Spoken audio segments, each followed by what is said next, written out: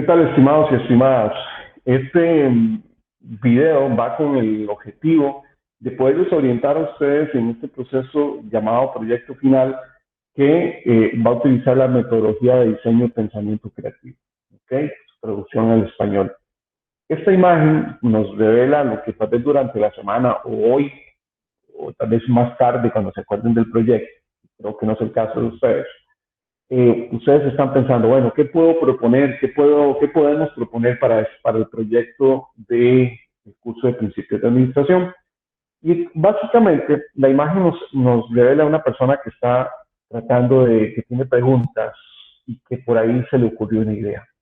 Y eso básicamente es el objetivo de la metodología de Design Thinking, que es encontrar soluciones reales a los problemas que tienen un grupo de usuarios o que también podemos llamar clientes. Porque generalmente se proponen productos y servicios, pero que muchas veces esos productos y servicios no se enfocan en las necesidades de las personas, simplemente salen al mercado tratando de encontrar un grupo de clientes interesados. Pero hoy las grandes empresas y también otras empresas que han ido creciendo, como las startups, tratan de enfocarse en las necesidades de los clientes, pero partiendo del punto de vista del cliente, cómo el cliente que piensa, que siente, que habla acerca de sus problemas. Entonces, antes de sacar un producto o servicio, primero tratamos de encontrar un problema y ese problema es algo que se puede ver a diario. Generalmente muchas ideas de negocios que hoy son empresas o son productos muy importantes a nivel nacional y a nivel internacional han nacido de ideas simples, de cuestiones en que durante el día se han convertido en un problema y que alguien le da solución. Por ejemplo, cuando se inventó el mouse y la computadora, primero era para poder tener mayor desplazabilidad dentro de la computadora, no tener que estar tocando tanto el teclado. Y el mouse con el cable, pues era algo muy interesante, pero ese mouse con cable llegó un momento en que ya estopaba y a alguien se le ocurrió darle solución al tema que había que enrollar el cable, todo eso, y inventaron ¿cómo se llama? Los mouse inalámbricos. Y por ahí alguien nos adaptó a la computadora. Entonces, lo que fue primero una idea muy interesante que se convirtió en producto fue recibiendo innovaciones, pero esas innovaciones las fue recibiendo conforme las necesidades de los clientes se iban presentando o los deseos de las personas. Entonces, básicamente, lo que tratamos de aplicar es este proyecto, esta metodología, perdón, ya sea a productos que ya existen y que creemos que podemos mejorar o podemos aplicarlo a algún producto o servicio nuevo que ustedes quieran o algún problema nuevo. Entonces, como podemos ver con el caso del mouse, el mouse aparece y conforme ha ido creciendo o ha ido pasando los años, se le han ido haciendo mejoras hasta el punto de que ya el mouse casi que ha ido saliendo del mercado porque ya está incorporado dentro de las computadoras. Entonces, imagínense ustedes cualquier situación diaria que ustedes viven, que ustedes creen que puedan mejorar a través de la tecnología que ya existe. Y eso es muy importante, no queremos inventar cosas que están fuera de nuestra realidad o de nuestro alcance. Simplemente ustedes podrán ir a situaciones que están alrededor de ustedes, tanto como estudiantes como trabajadores, y que ustedes creen que pueden solucionar con algo. Entonces, este proceso nos lleva a que nosotros podemos solucionar o dar solución a un problema a través de 5 pasos. Y esos 5 pasos, ya la semana pasada se los expliqué, que era empatizar, definir, idear, prototipar y testear. Entonces, si lo podemos ver, el primer paso, empatizar, lo que busca, o empatía, lo que busca es, encontré un problema, pero quiero ver cómo lo ven los posibles usuarios o públicos o gente que está interesada en el proceso. Entonces, yo les hablaba la vez pasada de que había un proyecto que era el tema del cartón de huevos. Resulta que alguien por ahí se dio cuenta que los cartones de huevos los exportan, los importan de Panamá o de Nicaragua, porque aquí en Costa Rica no se hace, o se hace muy poco, o es muy caro hacerlo. Entonces un grupo propuso desarrollar una fábrica de cartón de huevos o desarrollar un producto, pero mejorarlo. Pero antes de eso, ellos fueron a hablar para tener un conocimiento del producto actual, existente. Entonces ellos fueron a hablar con hueveros, fueron a hablar con gente que produce huevos, fueron a hablar con clientes que están relacionados con eso, o empresas que compran, para tener una idea más clara realmente de cuál es la situación y poder encontrar una solución innovadora o una innovación con la tecnología actual al problema ese, porque ellos decían, si existe, si se puede producir acá a un buen precio, entonces podemos proponer algo. Entonces, ese es el mejor ejemplo. Entonces, este proceso de empatía es el primer paso que ustedes van a dar. Y básicamente lo que dice ahí es ponernos en la piel de nuestros posibles clientes o nuestros posibles usuarios. Que si yo detecté un problema, quiera que ésta sea, y yo creo que puedo darle solución a través de un producto o servicio existente o nuevo, antes quiero conocer el pensamiento de las personas. Y conforme va pasando el curso, vamos a ir viendo cada uno de estos pasos. Esta es una gran imagen de lo que es el proceso de pensamiento de diseño. Y que aquí vamos a ocupar un equipo multidisciplinario de personas, o sea, en caso ustedes son de diferentes carreras, y que tengan un pensamiento analítico y creativo. ¿Por qué? ¿Por qué primero que creativo? Porque lo que vamos a buscar es qué es el problema que existe para poder definirlo bien y después proponer una idea que se va a convertir en un producto que al final se va a convertir en una solución. Pero como podemos ver acá, este proceso se centra en las necesidades de las personas con la tecnología existente para generar dinero, porque al final de cuentas esto está relacionado con dinero. Este proceso de diseño y pensamiento no es un proceso lineal. ¿Qué significa? O sea, que no se enmarca en 5 pasos, sino que podemos regresar, adelantarnos, y para eso se necesita la mejor creatividad de parte de ustedes. Podemos equivocarnos, y les decía la vez anterior, no pretendan que este proceso, que el proyecto final que ustedes resulten o la idea final sea una idea exitosa. Puede hacer que falle, puede hacer que a nadie le guste, pero es parte del proceso que yo quiero que ustedes aprendan. Entonces, este proceso lo podemos ver aquí, es para quién vamos a diseñar, qué problemas y necesidades tienen esas personas, cómo lo vamos a resolver y por qué es importante. Entonces, en la primera parte, empatizar y definir, lo que buscamos es encontrar el espacio del problema. ¿Qué problema estamos tratando de solucionar? ¿Qué qué necesidades tienen esas personas para después ir empezando a desarrollar una idea que llegue a solucionar eso? ¿Ok? Entonces, ¿qué técnicas podemos utilizar para poder entrar en la parte de empatía? Y una técnica muy sencilla, por eso les decía, se llama World Café o Mundo del Café. Y básicamente es sentarse a conversar con un café con personas que pueden estar interesados en sus problemas. Por ejemplo, si yo quiero inventar o mejorar las zapatillas deportivas de atletismo, pues voy a ir a hablar con los atletas o con la gente que corre.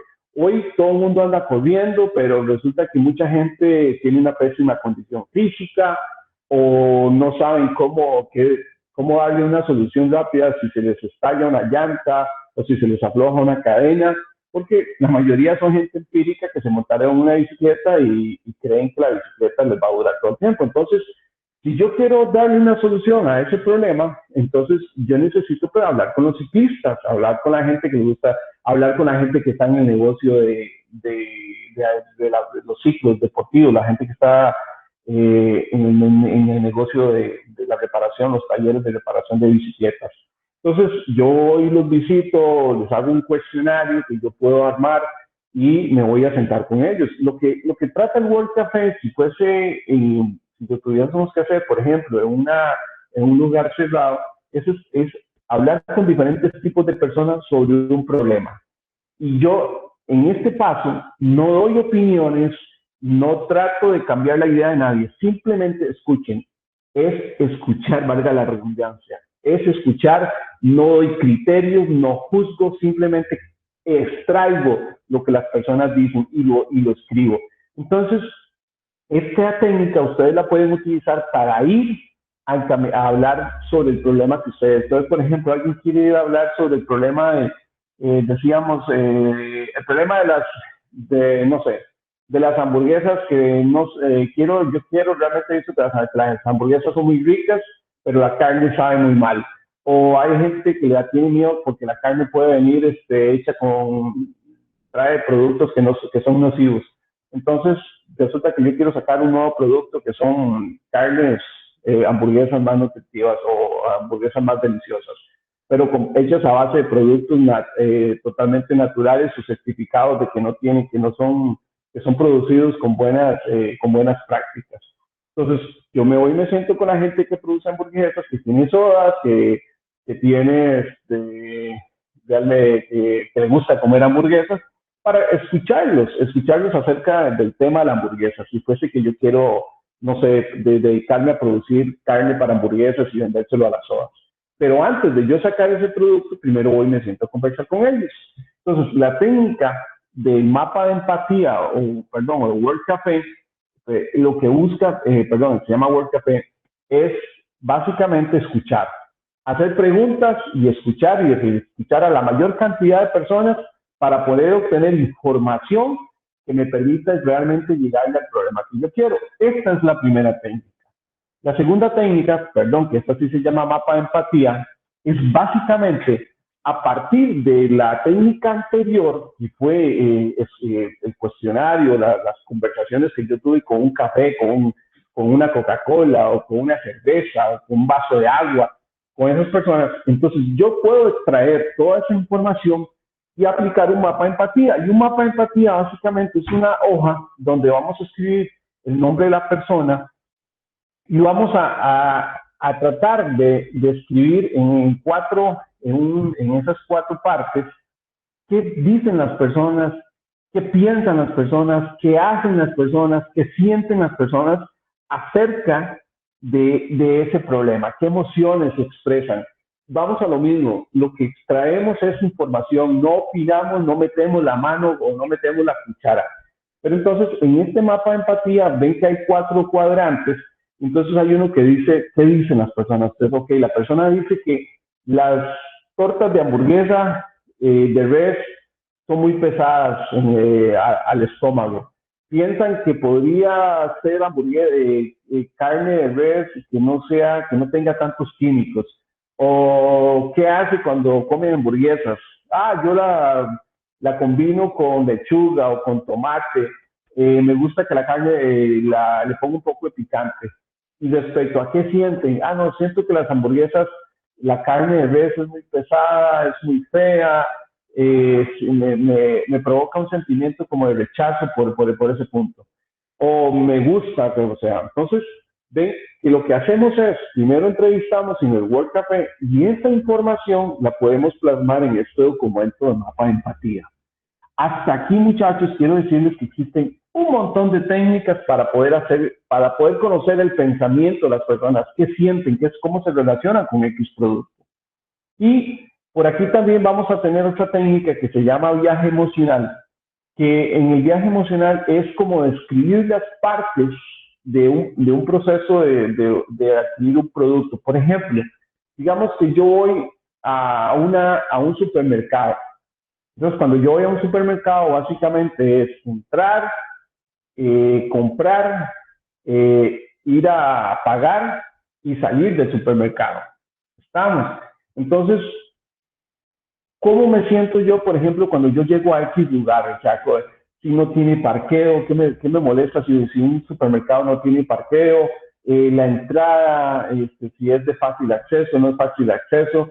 Cuando estoy buscando los productos, si están bien identificados, si las áreas están bien identificadas, si es fácil hallarlos o no, si eso me produce alegría o no me produce alegría. Es como utilizar emoticones. Y por ahí, digamos, cuando voy a pagar, cuando tengo que hacer la fila con esto del COVID, cómo me siento, si me siento bien, si es una parte que me produce mucho estrés. Y cuando ya estoy pagando y voy a salir del local, bueno. Entonces, básicamente es agarrar como un producto o un proceso similar al que yo quiero hacer, como cuando voy a un restaurante, y en qué partes me siento más cómodo o me produce más estrés, o me siento bien, o me produce alegría. ¿Por qué? Porque en ese proceso nosotros vamos a entender cuáles son las partes que podríamos llegar nosotros a mejorar en un proceso productivo o cuando adquirimos un servicio. Por ejemplo, cuando una mujer va a una tienda o un hombre va a una tienda, sabemos que a las mujeres les gusta tener su espacio para ver el producto, probárselo, y sabemos que entre más cómodas se sientan, más probabilidades hay de compras, pero hay mujeres que, por ejemplo, el hombre es más directo a la hora de ir a comprar y le estresa que le estén preguntando, o cuando yo entro a una tienda y nadie me atiende, valga la redundancia, entonces eso me produce estrés o me genera. Entonces, todos esos son puntos emocionales que nosotros queremos detectar para poder después mejorar. Y después, finalmente, dentro de las muchas técnicas que existen, pero solo les voy a describir esta, existe la famosa técnica de los por qué. Y por qué es como cuando un chiquito está pequeño que empieza a preguntar por qué tal cosa, mami, ¿por qué? ¿De dónde vienen los niños? Ajá, ¿y por qué la abejita? ¿Y por qué la flor? Entonces, básicamente, el por qué es hacer 5 preguntas, y estas 5 preguntas, la respuesta que genera cada pregunta se convierte en la siguiente pregunta. Por ejemplo, resulta que un empleado se resbaló y se quebró una pierna. Entonces la primera pregunta es, ¿por qué se resbaló? Y la respuesta es, porque había un líquido resbalante en el suelo, o aceite en el suelo. ¿Por qué había un líquido, por qué había aceite en el suelo? Porque una máquina o un carretillo o algo derramó aceite. ¿Por qué la máquina derramó aceite? Porque hubo una falla. ¿Por qué hubo una falla? Porque no se le dio mantenimiento, no se le cambió el repuesto. Entonces, ¿y por qué no se le dio mantenimiento? Porque la persona encargada de hacerlo no cumplió con el cronograma. Entonces ven que son 5 por qué, que cada respuesta que le doy a la primera pregunta me genera la pregunta